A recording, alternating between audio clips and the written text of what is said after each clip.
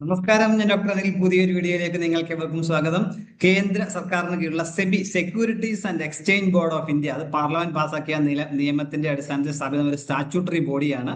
നമ്മുടെ സെക്യൂരിറ്റീസിലെ ഇൻവെസ്റ്റേഴ്സിന്റെ ഇൻട്രസ്റ്റ് ഒക്കെ പ്രൊട്ടക്ട് ചെയ്യുക, അതുപോലെ സെക്യൂരിറ്റി മാർക്കറ്റിന്റെ കാര്യങ്ങളൊക്കെ പ്രൊമോട്ട് ചെയ്യുക, ഡെവലപ്പ് ചെയ്യുക, അങ്ങനെയുള്ള കാര്യങ്ങളൊക്കെയാണ് സെബി ചെയ്യുന്നത്. അപ്പൊ സെബിയിലെ ഇപ്പോൾ assistant manager, officer grade A assistant manager എന്നുള്ള പോസ്റ്റിലേക്ക് ഇപ്പോൾ അപേക്ഷ ക്ഷണിച്ചിട്ടുണ്ട്. ഏകദേശം 1.5 ലക്ഷം രൂപയോളം സ്റ്റാർട്ടിംഗ് സാലറി ലഭിക്കുന്ന പോസ്റ്റാണ്. അപ്പൊ ഇതിലേക്കുള്ള advance notification, official notification 2025 October 30 സെബിയുടെ സൈറ്റിൽ വരും എന്നാണ് പറഞ്ഞിട്ടുള്ളത്.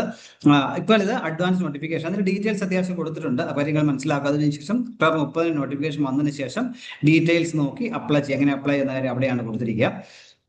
അപ്പൊ നമുക്ക് അതിന്റെ വിശദാംശങ്ങൾ നോക്കാം. അതിനേക്ക് പല സ്ട്രീമിലാണ് അസിസ്റ്റന്റ് മാനേജർ വിളിച്ചിരിക്കുന്നത്. ജനറൽ സ്ട്രീം ഉണ്ട്, ലീഗൽ സ്ട്രീം ഉണ്ട്, ഇൻഫർമേഷൻ ടെക്നോളജി സ്ട്രീം ഉണ്ട്, റിസർച്ച് സ്ട്രീം ഉണ്ട്, ഒഫീഷ്യൽ ലാംഗ്വേജ് സ്ട്രീം ഉണ്ട്, എഞ്ചിനീയറിംഗ് സ്ട്രീം ഉണ്ട്, അത് സിവിൽ എഞ്ചിനീയറിംഗും ഇലക്ട്രിക്കൽ എഞ്ചിനീയറിംഗും ഉണ്ട്. അങ്ങനെ ഈ വിവിധ സ്ട്രീമിലേക്കാണ് വിളിച്ചത്. അപ്പൊ നമുക്ക് ഓരോന്നിന്റെ ഡീറ്റെയിൽസ് നോക്കാം. ജനറൽ സ്ട്രീമിൽ 56 വേക്കൻസികളുണ്ട്. വേണ്ടി യോഗ്യത മാസ്റ്റേഴ്സ് ഡിഗ്രി അല്ലെങ്കിൽ പോസ്റ്റ് ഗ്രാജുവേറ്റ് ഡിപ്ലോമ മിനിമം 2 വർഷത്തെ ആയിരിക്കണം. അല്ലെന്നുണ്ടെങ്കിൽ നിയമബിരുദം, അല്ലെന്നുണ്ടെങ്കിൽ എഞ്ചിനീയറിംഗ് ബിരുദം, അല്ലെങ്കിൽ CA, അതുപോലെ CFA chartered financial analyst, company secretary, cost account, ഈ കോഴ്സുകളൊക്കെ പാസ്സായവർക്കെല്ലാം ഇതിലേക്ക് അപേക്ഷിക്കാൻ കഴിയും. 56 വേക്കൻസികളാണ് ഉള്ളത്. അടുത്ത ലീഗൽ സെക്ഷനാണ്, 20 വേക്കൻസികളാണ്. അതിനുവേണ്ടി ഇത് ബാച്ചലർ ഓഫ് ലോ ആണ്, നിയമപരം LLB ഉള്ളവർക്ക് അപേക്ഷിക്കാൻ കഴിയും. മിനിമം 2 വർഷമെങ്കിലും അഡ്വക്കേറ്റ് ആയിട്ട് പ്രാക്ടീസ് ചെയ്തവരായിരിക്കണം. അടുത്തത് ഇൻഫർമേഷൻ ടെക്നോളജിയാണ്, 22 വേക്കൻസികളുണ്ട്. ഏതെങ്കിലും വിഷയത്തിലുള്ള എഞ്ചിനീയറിംഗ് ഉള്ള ബിരുദമാണ് വേണ്ട യോഗ്യത. അല്ലെന്നുണ്ടെങ്കിൽ ഏതെങ്കിലും വിഷയത്തിലെ ഡിഗ്രിയും അതിനുശേഷം 2 വർഷത്തെ മാസ്റ്റേഴ്സ് ഡിഗ്രി കമ്പ്യൂട്ടർ സയൻസ് അല്ലെങ്കിൽ MCA, MCIT ഒക്കെ ഉള്ളവർക്ക് അപേക്ഷിക്കാൻ കഴിയും. അടുത്ത റിസർച്ച് സ്ട്രീമിലെ 4 വേക്കൻസികളാണുള്ളത്. അതിനുവേണ്ടി യോഗ്യത മാസ്റ്റേഴ്സ് ഡിഗ്രി അല്ലെങ്കിൽ PG ഡിപ്ലോമ, അത് എക്കണോമിക്സിലെ, കൊമേഴ്സിലെ, ബിസിനസ് അഡ്മിനിസ്ട്രേഷന്, econometrics, quantitative economics, mathematics economics, അങ്ങനെയുള്ള സബ്ജക്റ്റുകൾ.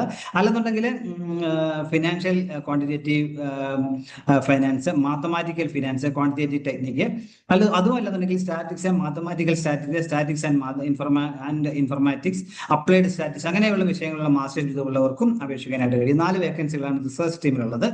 അടുത്ത സ്ട്രീം ഒഫീഷ്യൽ ലാംഗ്വേജ് ആണ്, 3 വേക്കൻസികളാണുള്ളത്.